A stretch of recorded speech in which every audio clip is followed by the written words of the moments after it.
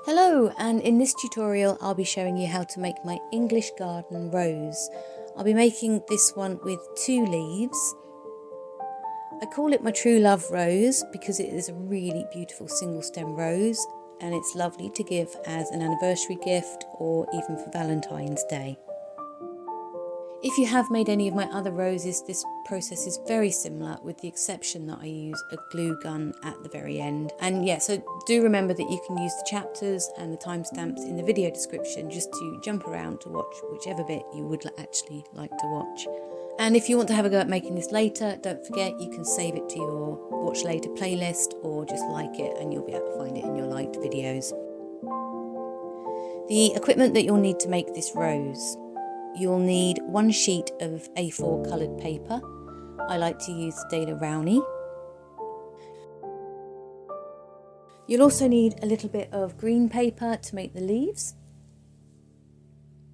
You'll also need to print out the template for the petals and for the leaf shape. You want petal shape number 1.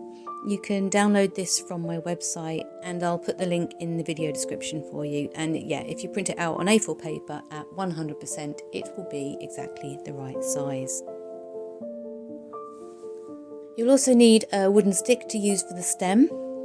I like to use these wooden bamboo kebab sticks that you can get in a giant pack anywhere in the summer. You can also use garden sticks as well. You'll also need some wallpaper paste. The link for mixing this up is in the video description as well.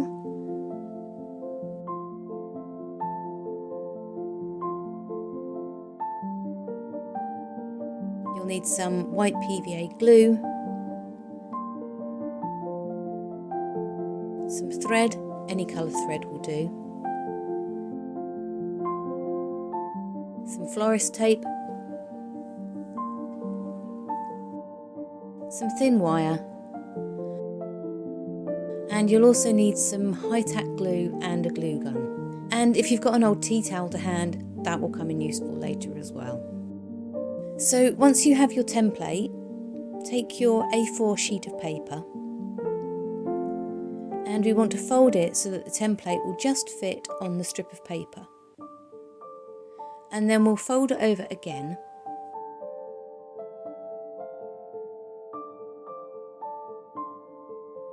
Trim it along the edge, and then you've got 3 pieces of paper which you're going to cut around, so every cut will give you 3 petals. I do find that cutting 3 petals at one time with this Daler Rowney paper is the best way of doing it. Any more and you'll get a little bit of a burr around the edges.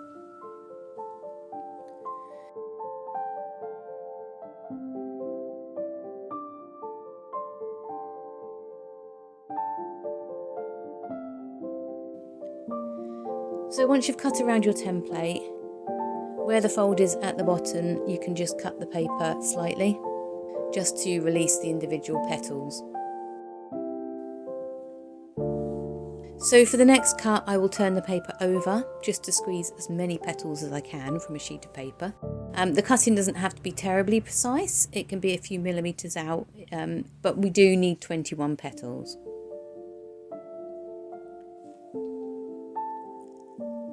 You don't have to be terribly precise with your cutting. It doesn't matter if some of the petals are very slightly bigger by a millimetre or so, or very slightly smaller by a millimetre or so.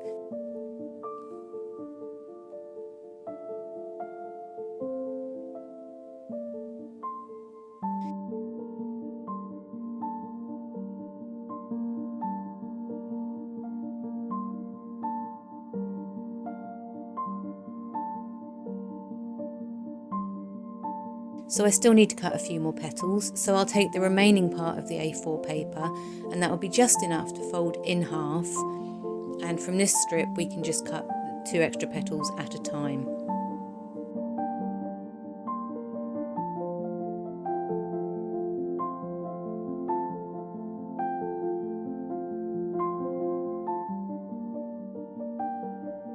Once all your petals are cut, lay them out in front of you. As usual, I like to do 3 rows of 6 petals with 2 extra at the side.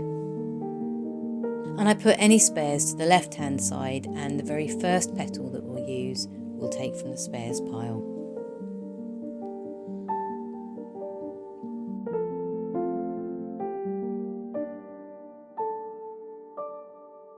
So the first step is to curl the petals. So you simply take your wooden stick and pick up the very first petal in front of you. And then on the right hand side, just roll the corner of the petal around the stick. And I usually go about halfway down on the side of the petal. Skip the second petal and then move straight onto the third petal. And again, curl the third petal from the right hand side. And we need to do this with every other petal on the row.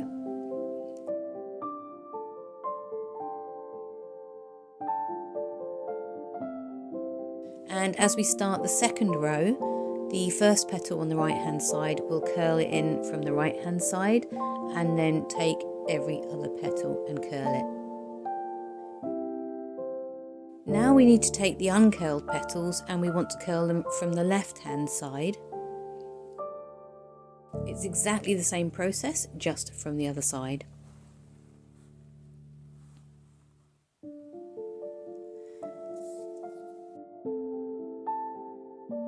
So once they're all curled, on the top row we want to flip all of the petals over so that the curl is facing downwards.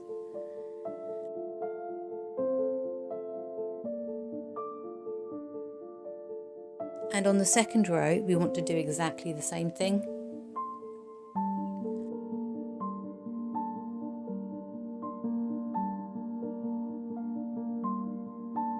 On the bottom row we only want to turn over the last 2 petals. So the first 4 petals on the bottom row are facing upwards and the last 2 are facing downwards. So pick up one of the spare petals from the left hand side and we want to curl it inwards from the top. We simply make a little point and then roll it around so we're making a little cone shape.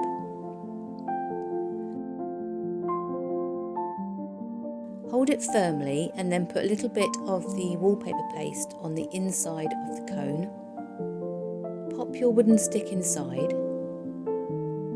and if you squeeze it at the bottom and then kind of press it down with a little twist, you'll be able to hold it against the stem. At this point we'll take our thread and we'll bind the petal to the wooden stem. Just wrap it around as tightly as you possibly can and then twist it around to the bottom of the petal and make sure it's very tight.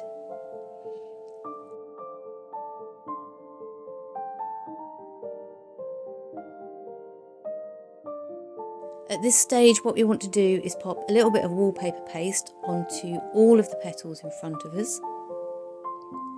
The wallpaper paste is really good at absorbing into the paper and it makes the bottom of the petals a little bit more pliant.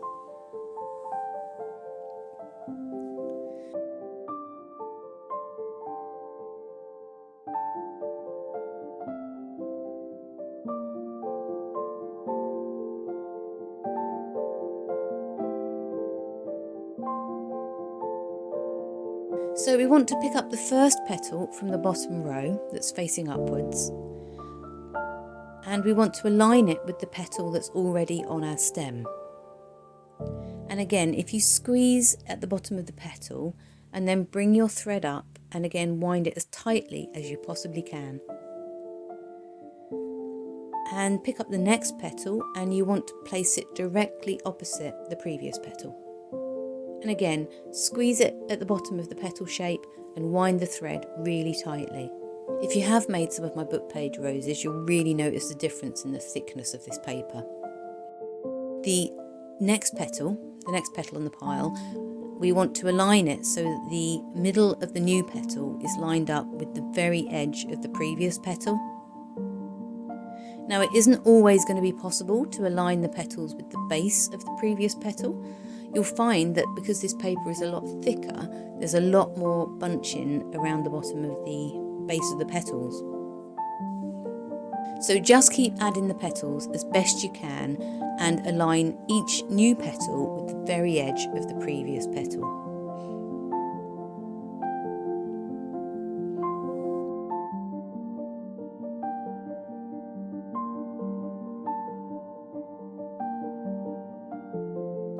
Once we've finished the bottom row, switch on the glue gun because that will give it a chance to warm up. Each petal that you add now will get a little harder to add to the stem.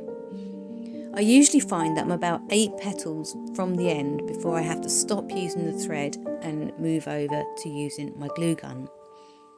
But if you find that the thread is slipping off the bottom of the petals, then stop trying and switch to the glue gun.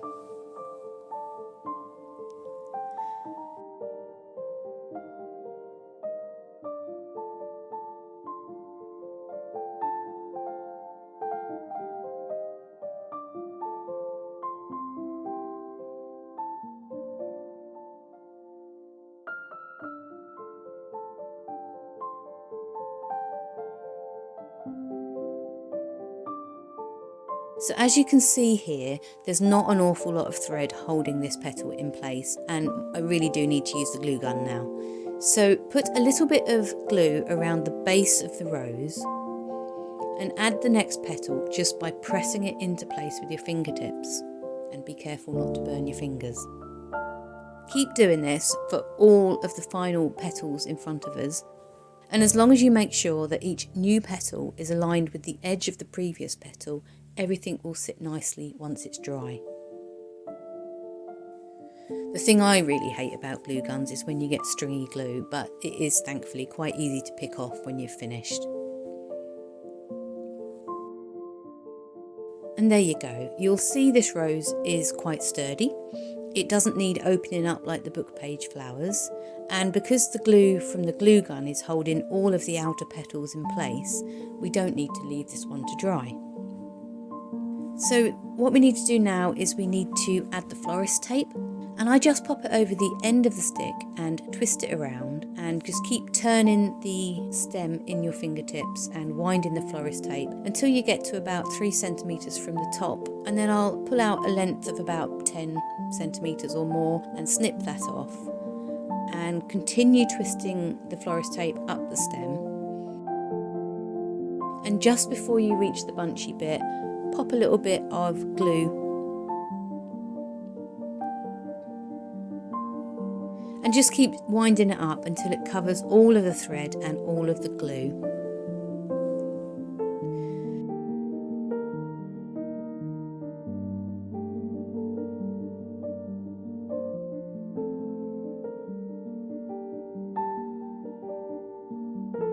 So for the leaves, you'll need some green paper and your leaf template and about 20 centimetres of wire.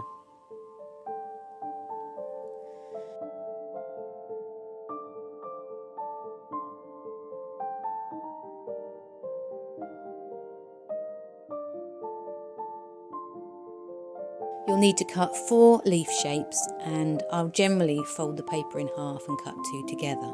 Mostly because I want the leaf shapes to be exactly the same size, because we're going to sandwich the wire between them.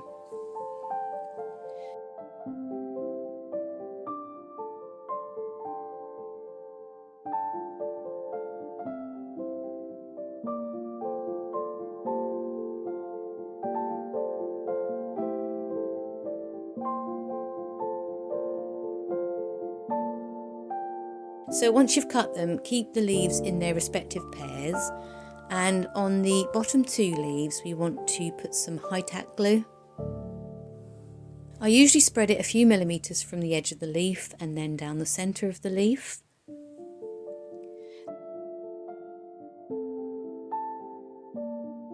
And then we want to align one end of the wire at about a centimetre or so, centimetre and a half from the top of the leaf, and sandwich the other leaf on top.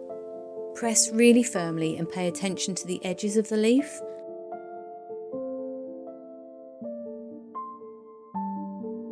At this stage I also like to press it down with a tea towel because it helps absorb any of the glue and stops the glue from marking the leaf.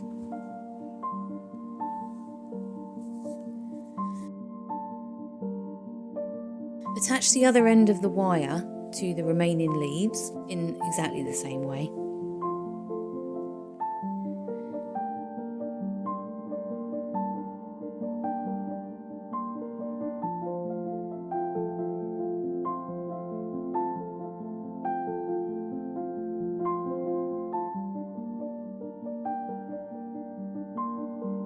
And at this stage I like to put little notches in the leaves, but if you prefer you can leave them just plain.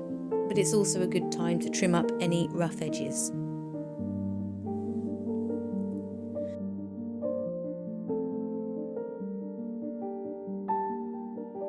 So to make the notches with the leaf shape pointing towards you, just make a couple of cuts with the scissors in like a little V shape. I usually put about 3 or 4 on each side, and I'm not particularly precise with this either.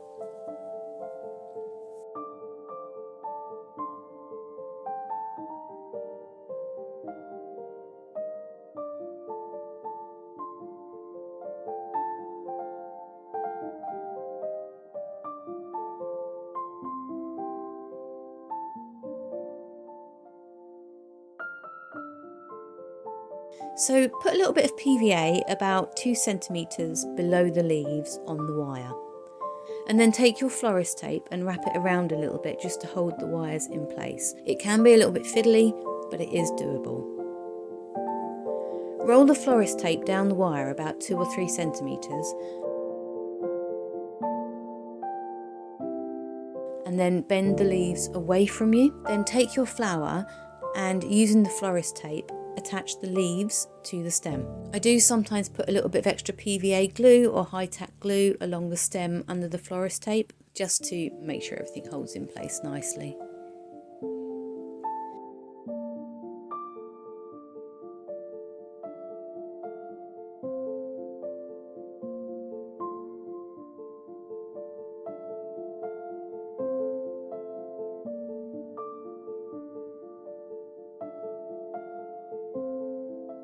And there you have it. This is my True Love rose with 2 leaves, perfect for Valentine's Day. You can make it in any colour that you like, it doesn't have to be red.